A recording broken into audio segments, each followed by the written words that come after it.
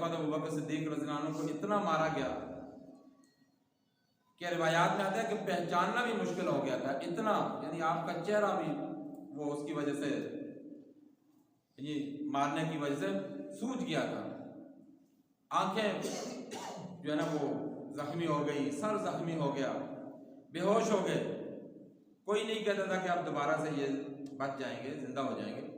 अल्लाह रब्बुल इज़्ज़त ने उनकी ज़िंदगी बढ़ाई हुई थी, और जब होश आया तो फौरी तौर पर ये ज़बान के ऊपर ये कलिमात थे कि हुजूर सल्लल्लाहु अलैहि वसल्लम का क्या बना, उनका क्या हाल है। आप सल्लल्लाहु अलैहि वसल्लम को भी वो मुशरिकीन मक्का जो है ना उनको ज़दोक़ौफ़ कर रहे थे, तो छुड़ाने में इनका अबू बकर सिद्दीक़ को भी बहुत ज़्यादा मारा गया। तो बताया गया कि वो ठीक है, अल्हम्दुलिल्लाह, उनकी हालत बेहतर है। वालिदा ने कहा कि कुछ खा पी लो ताकि जिस्म में कुछ जान आ जाए। तो फरमाने लगे कि नहीं, जब तक मैं हुजूर सल्लल्लाहु अलैहि वसल्लम का चेहरा अनवर नहीं देख लूँगा उस वक्त तक मैं कुछ नहीं खाऊंगा। कहा गया कि आप तो जा नहीं सकते, चल नहीं सकते, ऐसी हालत है, इसलिए जब थोड़ी सी सेहत बहाल हो जाएगी तो हम आपको मुलाकात करवा देंगे आपकी। लेकिन ज़िंदगी के नहीं, मैं ऐसी हालत में जाऊँ। मालूम कराया गया कि हुजूर अलैहिस्सलाम किस घर में है। बताया गया कि वो दार अरकम में है।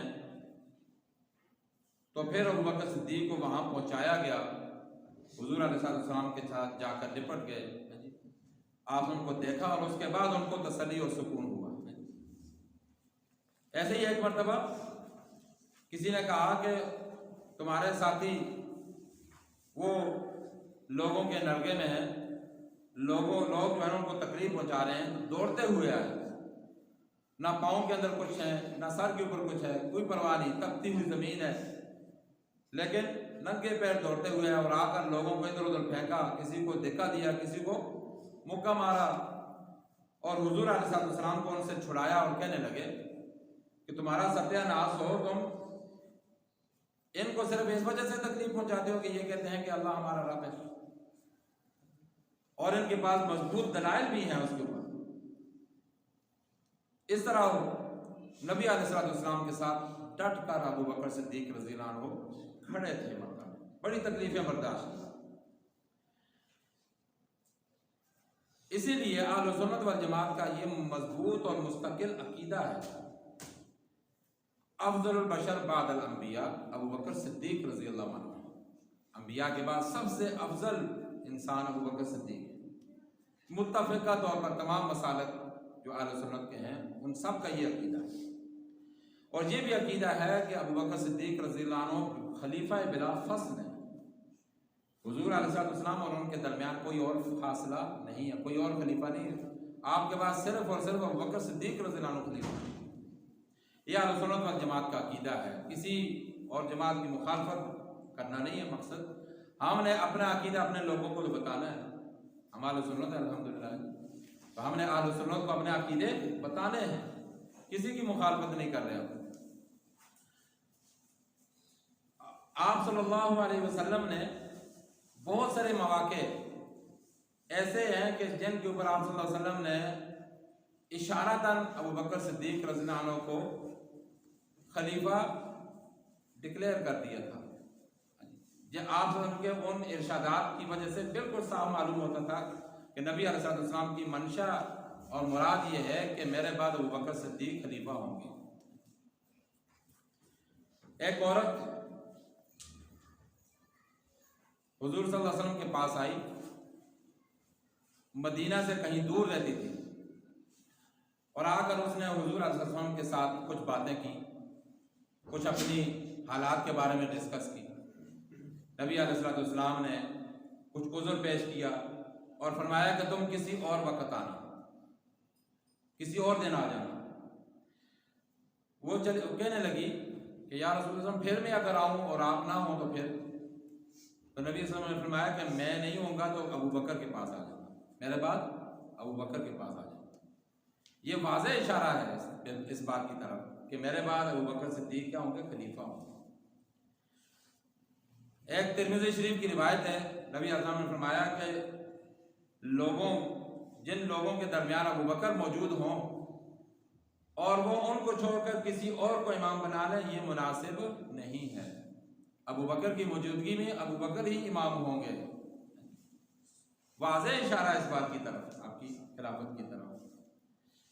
एक हदीस में आपने फरमाया कि या अबू बकर अंत साहिबी फिल गार व अंत साहिबी अलल हौज़, तू गार का भी मेरा साथी है, मेरा साहिब है, और तू हौज़ कौसर के ऊपर भी मेरा साहिब और साथी होगा।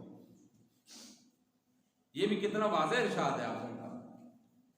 गार में भी, फिर हौज़ कौसर पर भी अल्लाह ताला ने मज़ार में भी साथ कर दिया है। सुभान अल्लाह, क्या शान है अबू बकर सिद्दीक़ रज़ियल्लाहु अन्हु। और इससे भी एक बहुत वाज़ेह जो अलामत थी अबू बकर सिद्दीक़ रज़ियल्लाहु अन्हु के बारे में आप हमने यानी उनकी खिलाफत की तरफ जो दलालत करती थी, वो ये कि आप सल्लल्लाहु अलैहि वसल्लम ने अपनी मरज़ुल वफ़ात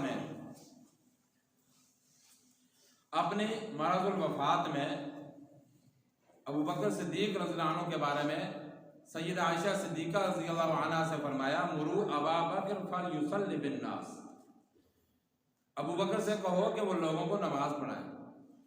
सय्यदा आयशा सिद्दीक़ा रज़ियल्लाहु अन्हा फरमाने लगा, अर्ज़ करने लगी, या रसूल अल्लाह सल्लल्लाहु अलैहि वसल्लम, मेरे वालिद रक़ीक़ुल क़ल्ब हैं, नर्म दिल के मालिक हैं, आपके मुसल्ले को खाली देखेंगे, आपके बगैर देखेंगे तो वो बर्दाश्त नहीं कर सकेंगे। आप उम्र से कह दीजिए कि वो नमाज पढ़ा लें।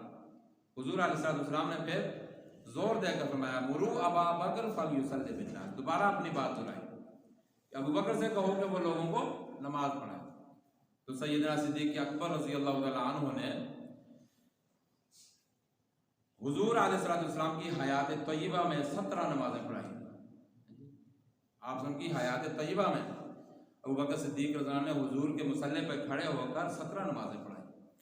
इससे बड़ी और क्या दलील है कि वो खलीफा बिला फसल होने की है? सबसे बड़ी ये दलील है। और फिर ऐसी खिलाफत कि तमाम सहाबा इकराम समेत हज़रत अली रज़ियल्लाहु अन्हु के, जिनको एक गिरोह जो है ना वो अलग करता है, लेकिन वो सब इकट्ठे थे, सब एक दूसरे के साथ शीर व शक्ल थे, तो सब ने मुत्तफ़िक़ा तौर पर अबू बकर सिद्दीक़ रज़ियल्लाहु अन्हु की खिलाफत की बैत की जी। हुज़ूर अलैहिस्सलाम के जिस दिन विसाल हुआ तो सक़ीफ़ा बनी साइदा में जी वो